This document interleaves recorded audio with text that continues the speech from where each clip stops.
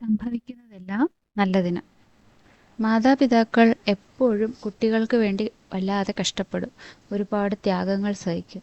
എത്ര നാൾ ഉറങ്ങാതെ കാവലിരുന്നിട്ടാണ് ആ കുഞ്ഞിക്കണ്ണുകൾ ഒന്ന് തെളിഞ്ഞു കിട്ടുക. അപ്പോൾ വിശ്വപിതാവിൻ്റെ കാര്യം ഒന്ന് ആലോചിച്ച് നോക്കൂ. നമുക്ക് വേണ്ടതെല്ലാം നിശ്ചിത സമയത്ത് കൃത്യമായി അദ്ദേഹം ചെയ്തു തരും. നമുക്ക് വേണ്ടത് ഉറച്ച വിശ്വാസം മാത്രമാണ്. ഒരു കഥ പറയാം. ആദ്യ ഭാര്യ മരിച്ചപ്പോൾ കാന്തിലാലിന് താങ്ങാൻ പറ്റിയില്ല. ആകെ നിരാശനായ അയാൾ യാത്രകളിൽ അഭയം കണ്ടെത്തി.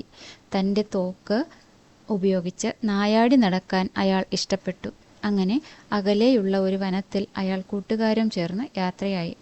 അതിനടുത്ത് ഒരു വീടിന് മുന്നിൽ നല്ല ഓമനത്തമുള്ള ഒരു കന്യക അയാളുടെ ശ്രദ്ധയിൽപ്പെട്ടു. അവളുടെ കയ്യിൽ 2 താറാവിൻ കുഞ്ഞുങ്ങൾ ഉണ്ടായിരുന്നു. സുധ എന്ന് വിളി കേട്ട് അവൾ അകത്തേക്ക് പോയി. ജീവിതം തന്നെ ഉപേക്ഷിക്കാൻ തയ്യാറായി നടന്ന അയാൾക്ക് ആ കുട്ടിയോട് വലിയ ആകർഷണം തോന്നി. പിറ്റേന്ന് അയാൾ വരുമ്പോൾ അവൾ മുറിവേറ്റ ഒരു പ്രാവിന് മരുന്ന് വെച്ച് കൊടുക്കുകയായിരുന്നു. അന്ന് കാന്തിലാൽ ആ വീട്ടിൽ കയറി.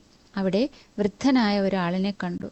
അദ്ദേഹം അതിഥിക്ക് ഭക്ഷണം വിളമ്പി പരിചരിച്ചു. തൻ്റെ ഏറ്റവും വലിയ ദുഃഖം മകൾ സുധയ്ക്ക് യോജിച്ച ഒരു വരനെ കിട്ടാത്തതാണ് എന്ന് അച്ഛൻ പറഞ്ഞു.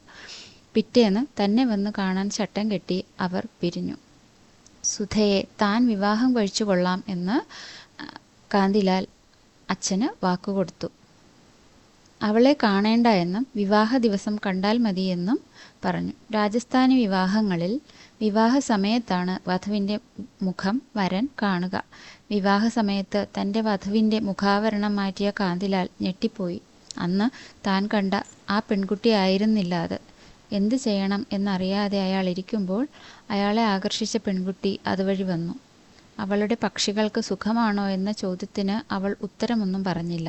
അയാളുടെ ചോദ്യം കേട്ട് ചുറ്റും നിന്ന സ്ത്രീകൾ ചിരിച്ചു. ആ കുട്ടി ബധിരയും മൂകയുമാണെന്ന് അറിഞ്ഞ് അയാൾക്ക് ദുഃഖം തോന്നി. വീണ്ടും മൂടുപടം മാറ്റുമ്പോൾ അയാൾക്ക് തൻ്റെ വധു ഏറ്റവും സുന്ദരിയായി തോന്നി. വിശ്വമഹാകവി ടാഗോറിൻ്റെ ഓസ്പീഷ്യസ് വിഷൻ എന്ന കഥയാണിത്. ദൈവം വരുത്തുന്നതെല്ലാം നമ്മുടെ നന്മയ്ക്ക് വേണ്ടിയാണ് എന്ന് ഈ കഥ നമ്മളെ ഓർമ്മിപ്പിക്കുന്നു. എല്ലാവർക്കും നല്ല ഒരു ദിവസം ആശംസിക്കുന്നു.